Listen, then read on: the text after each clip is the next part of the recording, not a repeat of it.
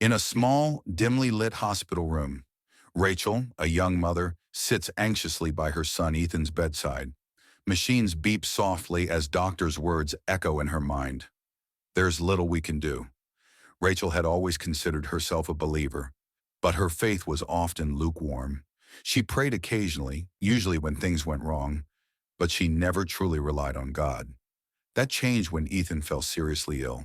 For weeks, doctors struggled to diagnose him. His condition worsened, and Rachel's hope began to crumble. One evening, as she sat alone, she whispered a desperate prayer. God, if you're there, show me your power. Heal my son. I can't do this without you. The next morning, Rachel felt an unusual urge to visit the hospital chapel. She hesitated. What good could it do? But the pull was undeniable. Inside the quiet room, she knelt before the cross and poured out her heart.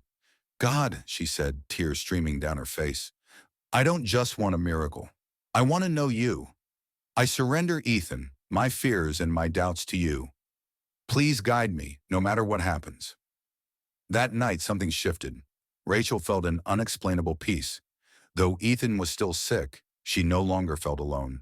She began reading her Bible in the mornings, finding strength in verses like Jeremiah 29:11. For I know the plans I have for you, declares the Lord, plans to prosper you and not to harm you, plans to give you hope in a future. Days turned into weeks. Ethan's condition remained critical, but Rachel's faith grew stronger. She shared her journey with friends and strangers, asking them to pray. Soon, a network of believers rallied around her family, offering encouragement and hope. Then one day, the breakthrough came.